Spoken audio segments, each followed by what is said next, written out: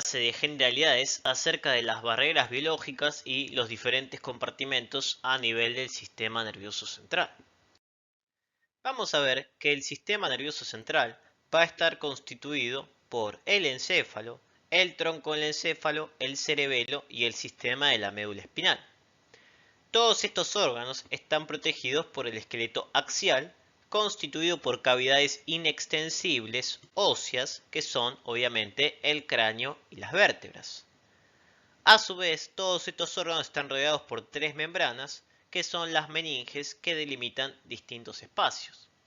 Si yo hago un corte axial, voy a ver este contenido a nivel de lo que sería el cráneo, donde voy a encontrar esta protección o estos límites. Mientras que si yo lo hago a nivel de un sistema vertebral, voy a encontrar estos espacios o estos límites. Fíjense cómo delimitan y me protegen el sistema nervioso central del contacto externo a nivel de mi cuerpo. Y entre esos compartimentos tengo lo que sería el sistema de las meninges, que se encargan de dividir diferentes espacios. Voy a tener que hay diferentes tipos de meninges, o hay tres tipos de meninges. Lo que sería de la capa más externa a la capa más interna, la dura madre, la aracnoides y la pía madre. La dura madre es lo que sería el espacio que está más afuera del sistema y contacto con el hueso. Entre la dura madre y la aracnoide tengo un espacio, que es el espacio subdural. Entre el aracnoide y la pía madre tengo un espacio importante, que es el espacio subaracnoideo, donde ahí va a circular principalmente el líquido cefalorraquídeo. Y la pía madre es el elemento más íntimo en contacto con el órgano en cuestión, que sería el encéfalo en el caso de arriba o la médula en el caso de abajo. Fíjense que la membrana más externa es la dura madre, y en casi todo su recorrido está en íntimo contacto con el hueso, excepto a nivel de L3 y L4, donde queda un espacio que, como está por fuera de la dura madre, se llama el espacio epidural. Y ese es un dato muy importante porque ahí es donde se da la epidural o esta anestesia específica por la diferencia a nivel de las barreras. Vamos a tener espacios también intraparenquimatosos, que son los ventrículos, constituidos por dos ventrículos laterales, un tercer y cuarto ventrículo, que están a nivel del encéfalo, y el conducto del epéndimo, que se refiere principalmente a la médula espinal. Es a nivel de los ventrículos donde hay una estructura llamada el plexo coroideo, que es el encargado de la producción de este sistema o del líquido cefalorraquídeo. Dentro de los compartimentos del sistema nervioso central vamos a tener diferentes componentes. Como componentes tenemos el líquido cefalorraquídeo, un 10%, la masa cerebral, que ocupa aproximadamente un 80%, y la sangre, otro 10%, que es la venosa, y la arterial, la que está llegando, que se refiere al sistema del flujo sanguíneo cerebral. ¿Cuál es la función del líquido cefalorraquídeo? Tiene múltiples funciones. Una tiene que ver con la protección. Se encarga de envolver y proteger al encéfalo, y este líquido lo que hace es que el encéfalo esté en un estado de flotación o flotando. De esta manera lo que hace es disminuir el peso.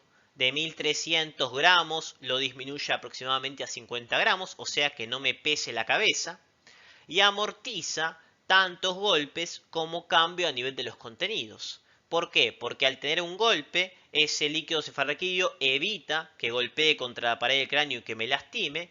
Y además, si yo tengo algún aumento de la presión dentro del cráneo o del contenido dentro del cráneo, yo voy a poder generar esta regulación sacando ese líquido cefalorraquídeo. Se encarga también de una función excretora. Se va a encargar de sacarme metabolitos o productos de desecho a nivel de mi sistema cerebral, muy importante.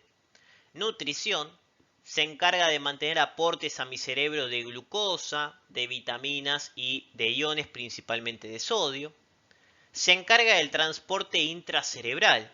Vamos a ver que en el líquido cefalorraquídeo puedo liberar diferentes neurotransmisores que van a ir a algunas regiones encefálicas y neuronas para generar señales diferentes a nivel de mi cuerpo. Y obviamente la homeostasis cerebral, que tiene que ver con el concepto de esta regulación de la PIC. Yo puedo mantener esta presión dentro del cráneo constante gracias a modificaciones de este líquido cefalorraquídeo, o sea que mantengo el variable o el equilibrio de las variables a nivel de mi cerebro. ¿Cómo se compone el líquido cefalorraquídeo? El líquido cefalorraquídeo va a tener diferencias con respecto al plasma y lo que principalmente me interesa marcar es la cantidad de potasio. Tiene menor cantidad de potasio que el plasma. Las proteínas, como es un elemento muy selectivo, no va a tener una cantidad proteica y tiene un pH un poco más ácido referido a este sistema. Diferencias de que el líquido no es lo mismo que el plasma a nivel funcional y contenidos químicos. ¿Cómo se genera la formación de líquido cefalorraquídeo? El líquido cefalorraquídeo se forma en los plexos coroideos y en los capilares cerebrales. Y vamos a tener una circulación particular. Voy a tener que va a fluir desde los ventrículos laterales a través del agujero de Monro hacia lo que sería el tercer ventrículo. Voy a tener entonces estos plexos coroideos que me forman el líquido cefalorraquídeo en los ventrículos laterales. Y de ahí lo que voy a hacer es, a través de lo que sería este agujero de Monro, voy a pasar al sistema del tercer ventrículo. Luego del tercer ventrículo voy a pasar por el acueducto de Silvio hacia lo que sería el cuarto ventrículo. ¿Okay? Fíjense el camino. Y después voy a ir al espacio subaracnoideo por lo que sería el foramen de Magendie. ¿Okay? Fíjense cómo de esta manera voy a envolver todo lo que sería el sistema de la médula. Hasta que finalizo con todo lo que sería la vuelta y reabsorbo este contenido en lo que sería las vellosidades subaracnoides. De esta manera genero el circuito para mantener constante mi líquido cefalorraquídeo y esta protección a nivel de mi cráneo y su contenido. Los compartimentos del sistema nervioso central van a estar regulados por un sistema de barreras. ¿Por qué? Porque estas barreras son muy selectivas y se encargan principalmente de generar un correcto tráfico de sustancias y mantener las condiciones ambientales para tener una buena situación y un buen funcionamiento a nivel de las neuronas o las células de mi cerebro. Voy a tener tres tipos de barreras. La barrera hematoencefálica, la más importante, la barrera hematocefalorraquídea y la barrera hematolíquida. Con eso acabamos de desarrollar los diferentes compartimentos del sistema nervioso central. En la próxima desarrollaremos correctamente el sistema de barreras. Muchas gracias.